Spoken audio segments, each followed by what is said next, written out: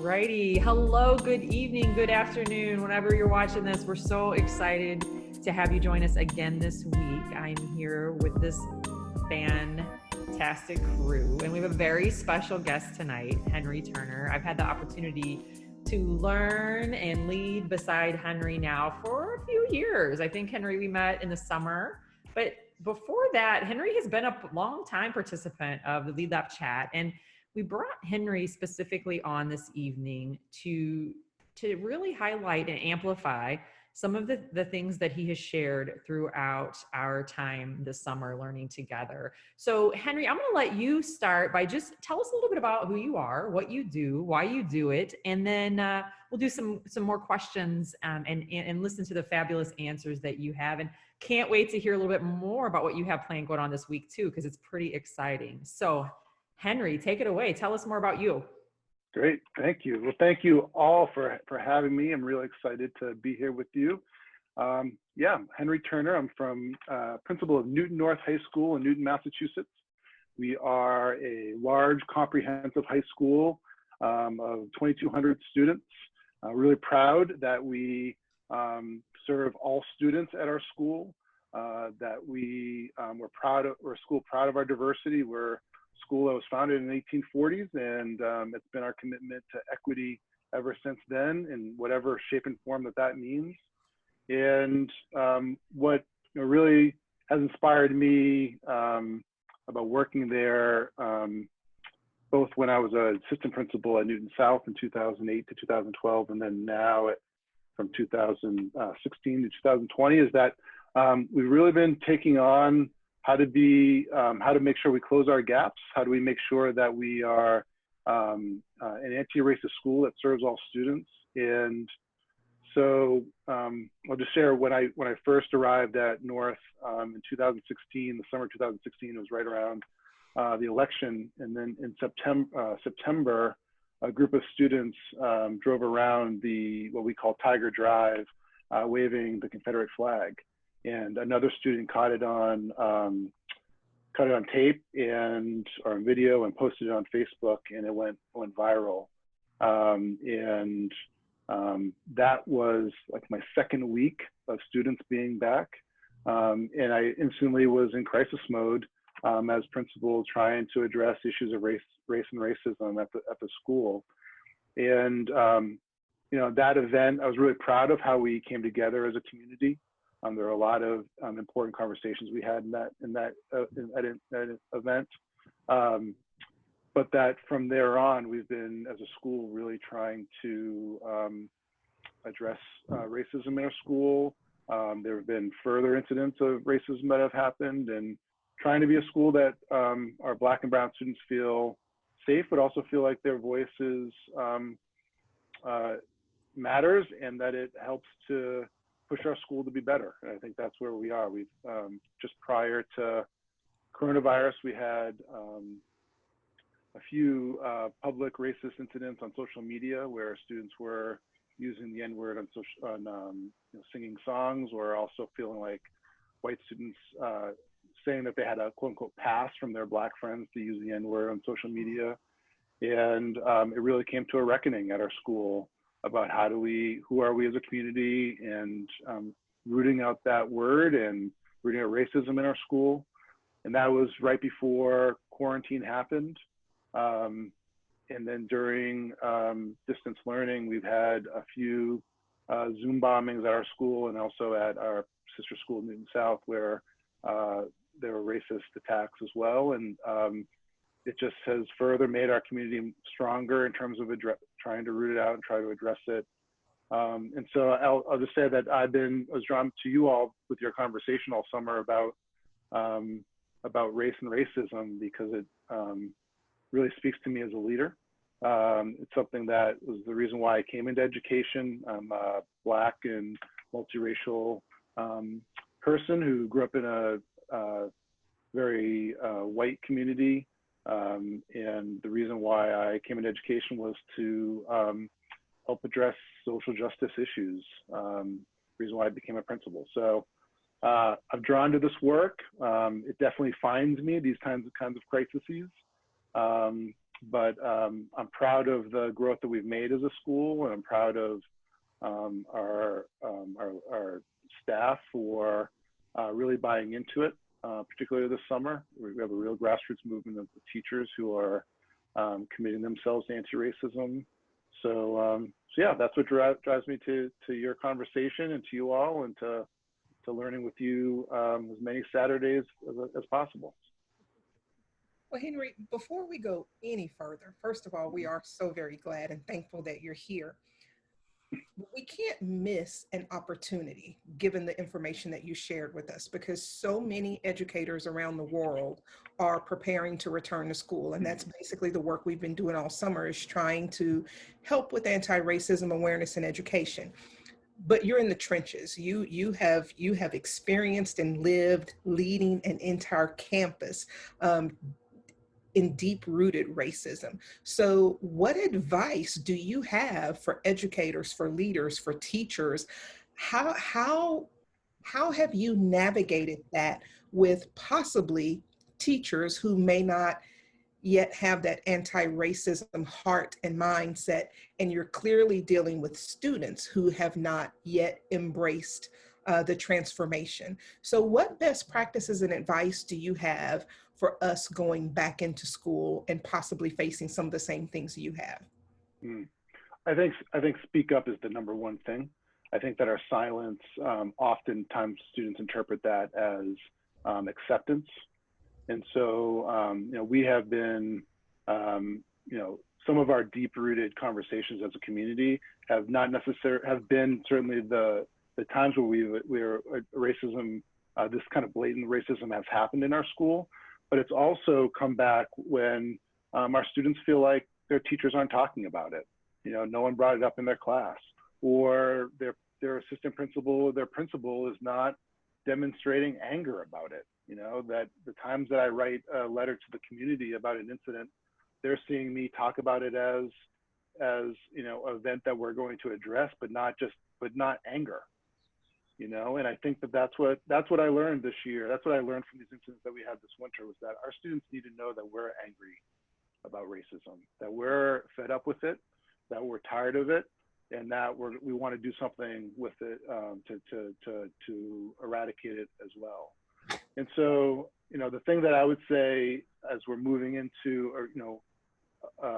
definitely a moment where there are a lot of students who want to talk about it. There have been protests, continuing all summer, that are led by teenagers. And so, I'm ready. I hope that all other educators are ready, that your students are coming back wanting to talk about it. And some of it's going to be, really challenging. I think that, thinking about your question, is that I think that there are a lot of people who have jumped on board with this movement of anti-racism, but have not done the soul-searching self-reflection piece to it.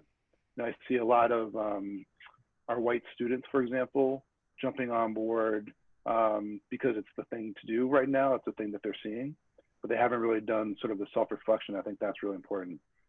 Something I shared with my faculty this spring was that after the murders of George Floyd, Browder Taylor, and others, some of our educators, acting like they were in a race to be who's the most anti-racist, and that was just not the right spirit, and judging others for not being as, doing the kind of work that they're doing, and it just really went against this idea of self-reflection. So, I'd say wherever you are in the spectrum of anti-racism going into this year, I would say that you should have done some real soul searching about yourself, about your practice, about how you teach kids, how you interact with kids, how you interact with your colleagues, and be ready to speak up, because we are in a tense moment. Things are going to happen, and as I said, is that our students are seeing that silence is acceptance.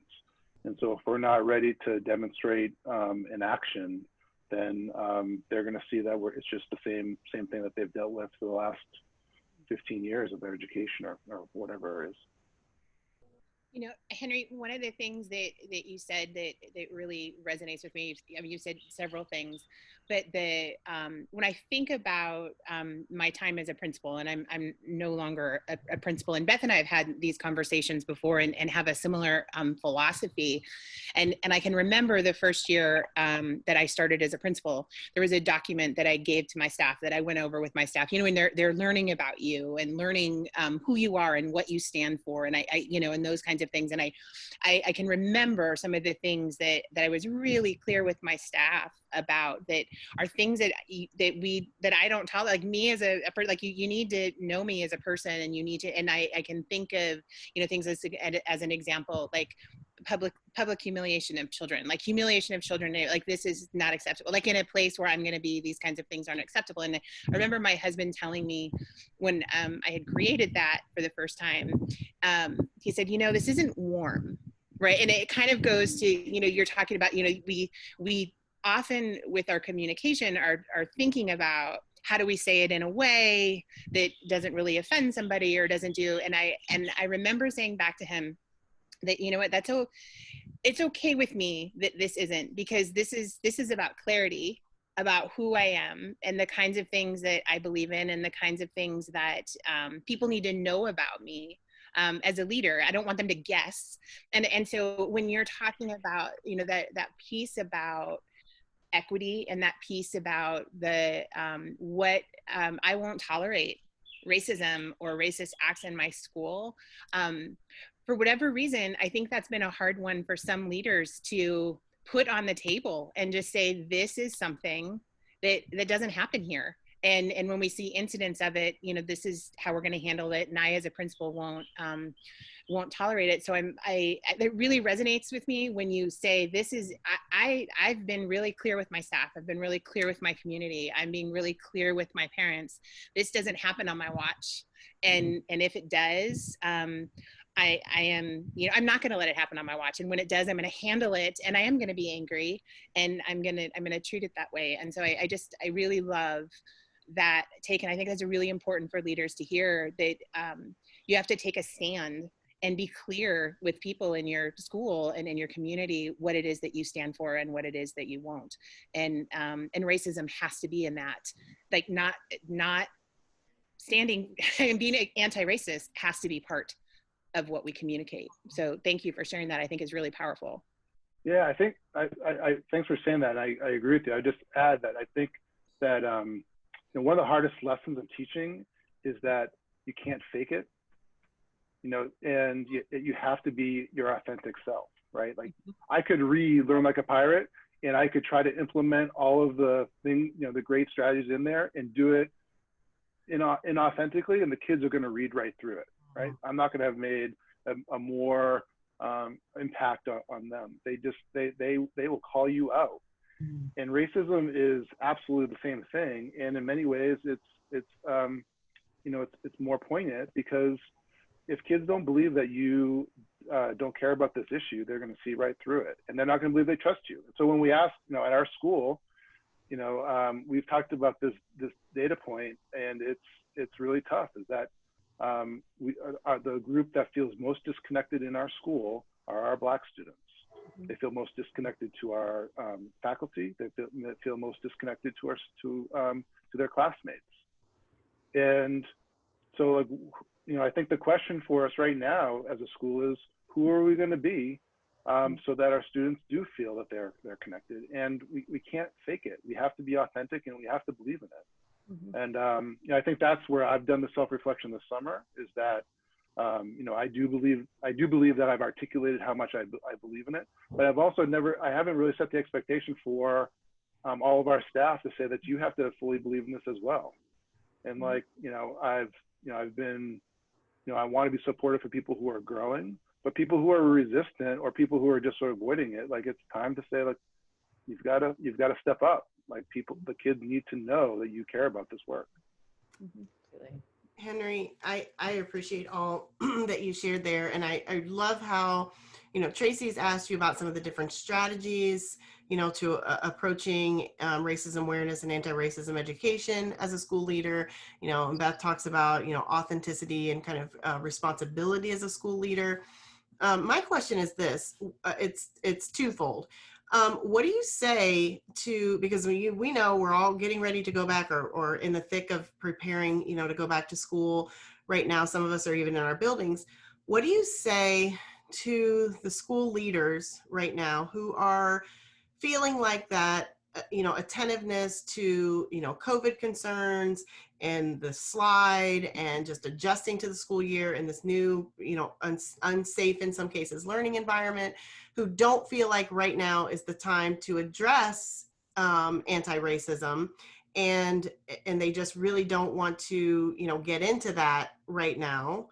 What do you say to them? And then what advice do you have for educators who may be working in buildings where anti-racism at the building level, or maybe even the district level, is not even something that exists? Like they're, a lone soldier in the fight in particular. What do you say to those administrators, and what do you say to those teachers? So I would say to the administrators who think that now is not the right time, I would say that when we pass this pandemic and you see your disparities worse, that's on you. Because right now, the students, the families who are nationwide, in my district as well, the families who are telling us that they do not feel safe coming back to school are Black and brown students, more than our white students. And so, I think a question that we've been really talking about is, how do we make sure that we're not just listening to the families who are taking up all of the airspace, but how are we making sure that we're listening to all of our families? I think that that's just a demonstration that you're welcome. It's not like, it's not one more celebration of multicultural food. It's like actually doing the real thing. That's what kids and families want to see, that they want us to really make the hard decisions. And so, I would say that if you feel like now is not the time to do it, then I feel like you're just hurting your cause. And then your second question was about educators. What's your advice to educators who maybe are a small few, perhaps? The lone wolves kind of thing. who are doing the work? Yes. Yeah, I think for those folks is that you can make an impact in your classroom, significantly. And if you feel like you don't have allies in your room, then or in your building, then you make the impact in your community as much as possible. And I think that like something that has also been a lesson for me this summer is that I was really emotionally moved by the death of George Floyd. And I actually wrote a letter for my community about I had to have the talk with my daughter, my 10-year-old daughter, who was really riding her bike in our community this spring. And so I was ready to just like do everything this summer. Like I was ready to like just take it all on. Let's take on every issue. And I've also learned that like this work is lifelong. It's not going to be solved in September of 2020. And so I think actually, Beth, you and I were at the Joe Truss's workshop on dismantling white culture, and they had Tema Oken, author of the Dismantling White Supremacy Culture, or the Characteristics of White Supremacy Culture article. And one thing that she talked about in the article about white supremacy culture is the idea of urgency being a part of white supremacy culture. And I thought like probably one of the most important things I got out of the conference was someone asked her about, this work seems urgent. This work of anti-racism seems urgent.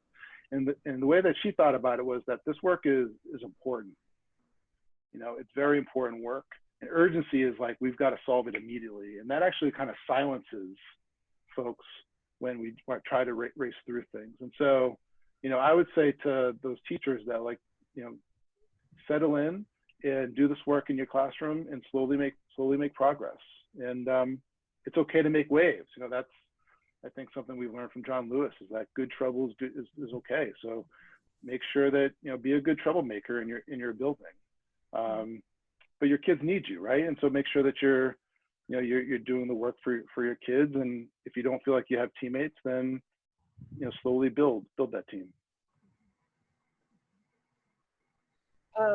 Henry, I want to pause for a minute and ask you something that we could go in so many directions with this conversation, because your heart for the work is so powerful. But because of your heart for the work, you've had some, or have some, very unique opportunities coming up. Can we pause for a minute and share with everybody, because of your heart, what opportunities have you, or do you have coming up that can hopefully help other people understand the necessity for the work? Sure. So tomorrow, so we in our community we had a tough incident this spring as well, where one of our parents in my school, Black man, was held at gunpoint by some police officers, and it sort of led the mayor's office, myself, and our city librarian to start thinking about a way to do a community book read around anti-racism. And it was really something where I'm just really proud of our community, is that we felt like it was time to really kind of do some really deep self-reflection. And so our summer read is Ibram Kendi's How to Be an Anti-Racist. And what's really special about Newton is that we service a lot of low-income students, but we also service some of the most highest income people in the Boston area. And so we were quickly able to raise $15,000 to get Dr. Kendi to speak. And so tomorrow he'll be a keynote for our virtual community conversation. We have 3,000 community members who will be joining us virtually. And I was fortunate and honored to be a panelist on that conversation tomorrow. Someone that I've really been inspired by the last couple of years. I've read his book, so I'm really excited about that. And then on Thursday, I will be part of the National Anti-Racist Conference that's going on this week, and it's something that I would really encourage educators to check it out. Google National Anti-Racist Educators Conference. They just had a workshop today on the role unions can play in terms of supporting anti-racist work. There's some on the district level. I mean, they're really doing a nice job in terms of bringing in some great speakers. So the keynote for this conference is Bettina Love, whose book We Want to Do More Than Survive is a book that I would highly recommend. It's really pushed my thinking this summer as I read her book. And so I'm blessed that I'll be sitting with her, or virtually sitting with her, on a panel on Thursday, and be able to talk about the work that we're doing in our building after she gives her keynote. So that's pretty exciting. I know that there's still seats available for that, and I'd encourage people to join that and look at all the other great workshops that conference is putting out. It's really a good conference. That's just amazing. That is it's so exciting to see the ripple effect that you have. I've had the opportunity to learn from you. I mean, you did a phenomenal job with the Future Ready conference that was for leaders last month, and just listening to your story and you sharing your heart, that authentic piece, it matters so much. And I think one of the things I admire about you so much is you put it all out there. You don't just show the shiny parts. You show all of it, the good, the bad, the ugly, and uglier. And then, because I think so oftentimes as school leaders, we only focus on positives, or we don't focus on anything, like we don't really share any message. And I think you showing that, hey, even though you've been doing this work since your time, that you've been in your school, it doesn't just magically go away. And I think that's the part with the work of anti-racism that can be the most daunting and exhausting, is that it just, when you feel like you've made progress, something happens, a big setback, which was one of our topics that we did one week, as well. And it's that piece of that just helps you. I don't think you understand how much you inspire others by leading so authentically and transparently. So thank you. That's so exciting. Thank you very much. Yeah, I appreciate you saying that. I think this work is so hard. And after our event in 2016, our incident, I was just so proud of the progress we made as a school after that year and the following year.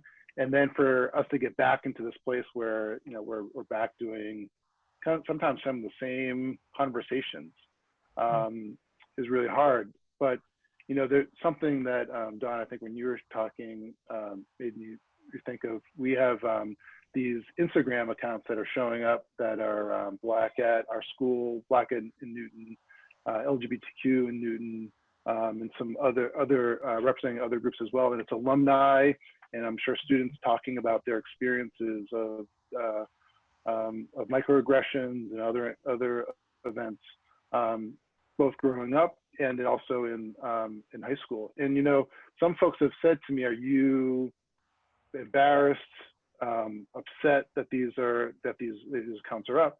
And I would say that, you know, I'm upset that these students, you know, have these experiences. But you know, I'm proud that our students felt like they wanted to tell the story, so because they love us so much, they want to make our school better. And I think that, like, that's the way that I think of this, Beth, is that, like, you know, this work is lifelong, and you've got to sort of realize that, you know, our students are going to push us because they want us to be better. And what I've also said, I think I've said to other educators, is that if you don't have kids who are making these accounts right now, that says something more about your culture than it says about my culture, because it means that they're not feeling safe to be able to share these stories. And so I feel like we have so much work to do, and I feel like I'm proud of the growth we've made. But I agree, it is so hard. I think that there are a lot of people in my building who they're struggling because they want us to just focus on the good. And I think that, like, you know, it's the thing that I think these protests, Black Lives Matter protests, are showing, is that, like, you can love your country and want it to be better. You know, I think it's the same thing in this role, is that, you know, you can love your school, but you want it to be better. Absolutely, because, you know, it's voices that inspire change, and we can't silence the voice that wants to make the change. So it is indicative to me, Henry, of students, adults feeling safe enough to be able to discuss some things and bring awareness, which facilitates the change. I want to ask you something. A few weeks back in the LeadLAP chat, we had someone who wasn't very supportive of some of the anti-racism discussion and conversation that was going on in the chat. And oftentimes when that happens, it's Dawn, Traci, Beth, Shelley, kind of engaging in those conversations. But you have really been a voice, not just in the easy conversation. Well, no conversation about anti-racism is easy, but you're not just a voice in the general conversation and discussion. You're a voice even when the voices speak up who don't quite have the awareness yet and lack a lot of understanding, sensitivity, empathy, all of that. But you speak with such grace. So there's so many people who don't want to take that stand, who retreat as soon as adversity, as soon as someone speaks out, as soon as someone doesn't quite have that anti-racism mindset, people get quiet. What would you say to those people about not getting quiet? I'm sorry. That's okay. Well, I would say that, you know, as many times that I've spoken up, there are many times where, you know, I've felt like I'm not going to say something also. And I think that that, you know, one thing that I'd say that I have learned is that, as I said, is that our students are expecting us to talk, you know, to respond. And I think in that moment, you know, I think Twitter, getting into Twitter battles is like, you know, it can be really painful, because one, you don't know the person, two, like, you're only doing it in a few characters. But I think in that moment, you know, I will say is that you all have created such a positive, safe environment in that conversation, and you know, that extends, you know, all the way back from, you know, my first time being a part of LeadLAP, that I felt like this is my community, right? And like, you're not gonna, you're not going to violate like the sort of like, you know, understanding norms of our community. I mean, this is, if you're joining on LeadLAP on a Saturday morning, it's because you want some like, you want your people to support you and, you know, fire you up. I mean, how many people are, you know, really want to be doing work on Saturday? And to me, that's not work. This is like talking about the fun parts of work, or like the, you know, people energizing you for the next week. So yeah, I think that that was sort of like my, in that moment, it was a violation of my community. And so what I'd say to others is that, like, you can, you know, you may not know what the outcome is going to be, but, you know, you would rather be the person that spoke up than the person who stayed silent. And that your voice does impact many people when you speak up, not just one person. It impacts many people. So you know, I think it's well worth just trying. I think that that's where, like, you know, I think back to my comment I made earlier, is that where I'm at now as a leader with my school is that those who haven't even tried yet, I'm sort of, you know, the push is going to be like, you've sort of waited way too long, that we need you to step up, and we need you to at least take a risk and see what happens. You know, Henry, one of the things that you said, and that I love, as you talk about some of these things that you're doing with your entire community. You know, it's beyond, you know, just the students and the teachers at the school. It sounds like you're really trying to embrace and bring in the entire community in this conversation, and I applaud you for that. I think it's really powerful, some of the things that you're talking about doing.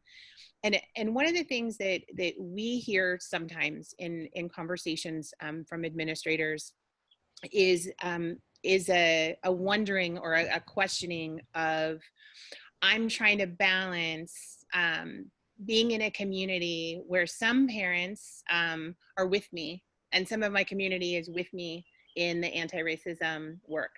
And then I have a whole other group of parents who, as Traci so nicely always said, aren't there yet, right? They're not ready. They're not there yet, and who are saying different things to their children at home than you as a leader are trying to convey in school. And we've had conversations with administrators who feel stuck there and not quite sure, you know, not quite sure how to navigate that path, because they feel like they have to, you know, they're responsible for the whole school community. They're responsible. And so I'm curious what you would say to a principal or even a superintendent, you know, who's in that, you know, that when I take a stand one way, there's going to be a whole group of parents that show up at the board meeting who disagree. And so they're navigating, they feel like they're on this tightrope and navigating, trying to navigate this space. But what would you say to them? Because you've talked a lot about, this is about working with the whole community. So I'm curious your thoughts on that. This is a hard one for me, because I you know, something that I know is that when Black leaders stand out about racism in their school communities, they eventually get fired. So you know, I think that is definitely something I'm cautious of, something that I'm, you know, worried about in terms of our work. I think that, you know, I have a great relationship with my community. I don't worry about my job, but I also know that you know, that you are putting yourself out there when you are taking on this work. The thing that you know, puts me to bed at night is that, you know, I'm doing the work that I believe in, and fighting for the things I believe in. And, you know, I think that you also have to be strategic, and that, you know, that's as a former history teacher, that's, you know, what I've learned from civil rights movement is that, you know, you have to be strategic in this work as well. What are the things you're willing to take on? So I would say the things that we're taking on this year are very different than things I took on my first year.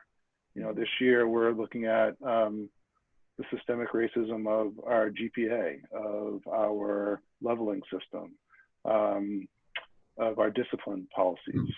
You know, those are some things. I would say GPA, for example, is something that, you know, I would not take on my first year, but it's been very clear that, you know, the vision that I want is very clear now, is that we don't want to be a school that sorts kids. We want to be a school that emphasizes the excellence that our kids demonstrate in our school.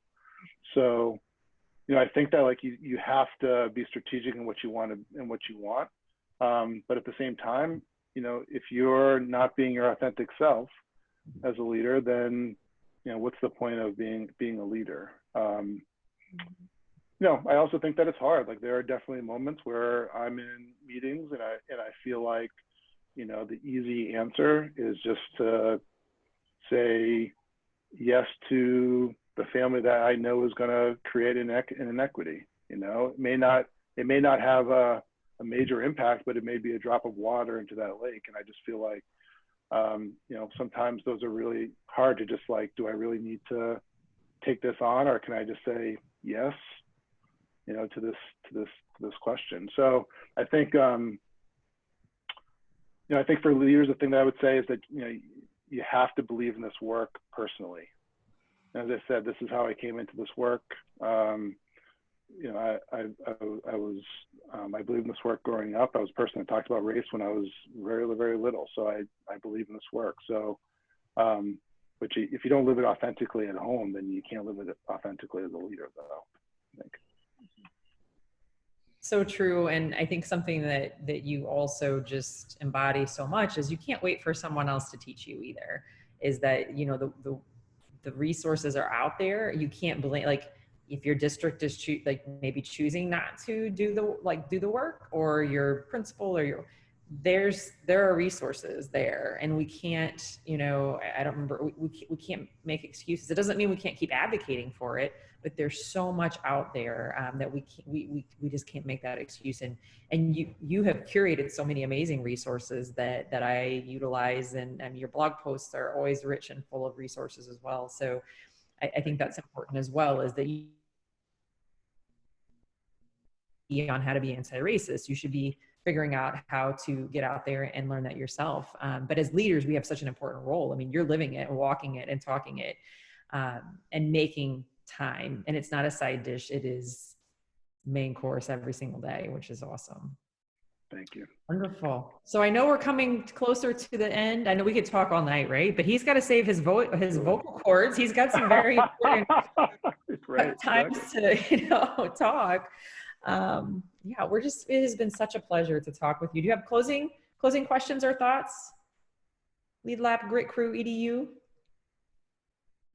I'm grateful. I'm so grateful. I just want to say I'm always excited when you show up on Saturdays, because I know you've got our back, right? And that's really, when we talk about the LeadLAP, Grit Crew, EDU community, we're talking about people who are invested in the process, and they know that it's hard work, and we're going to engage in it together, and we're going to have those tough conversations when they need to happen, and just approaching that with the fearlessness that you have, and the courage and commitment, because the work has to be done, just makes me so glad that your voice is ringing loud and clear through the halls of Twitter on Saturday mornings in the LeadLAP chat.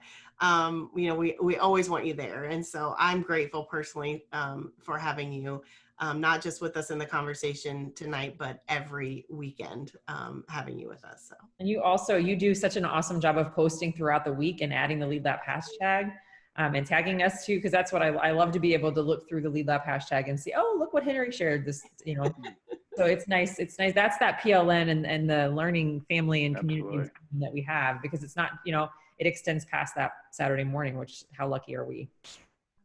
Right. 100%. So Henry, before you go, if especially administrators, I always do a call out to administrators. I mean, if you're watching this video, you have several examples on this video of leaders who are courageously doing this work. So Henry, for those leaders, and even just if you're in the classroom, whatever your role is, if you want to know more about taking the next step, Henry, how can people connect with you if they want to talk to you and ask you questions and get some best practices and insight from you? Well, thank you so much for having me, first of all. And I would also say, you all have been rocking it. And specifically this summer, you have been doing such a great job getting into this work. And the fact that you did video watch of 13th, which is a no joke documentary. I mean, that is a very serious documentary with a lot to unpack. And so just, I'm very proud of you and want to echo your great work in leading this work. And I think modeling for leaders of color, white leaders, on what it means to engage in these conversations in public forums like Twitter. So I just want to honor the great work you're doing. Folks can find me on Twitter at TurnerHJ, and also on Instagram at Turner_HJ. If they want to connect. Always happy to process, and certainly I know that there are a lot of our white colleagues who are just getting into this work and are just trying to figure out, like, how do I even, like, I just need someone to talk to. Is that I'm more than happy to, I've offered that to a lot of my white colleagues, and more than happy to process and talk and give some recommendations for people as they're starting this journey. I can definitely attest to that. You have brainstormed with me as I try to be better every day, and you've given me really great feedback and advice, and that's forever grateful for sure. Thank you. Henry, thank you so much. We really appreciate you taking the time to be here, and as Dawn said, joining us every Saturday. We wish you the best of luck as school is getting up and running, and we hope that we still keep seeing you with us on Saturday mornings, rocking and rolling and sharing all the great stuff that you're doing. Thank you so much. Great. Thanks, you all. Thank you.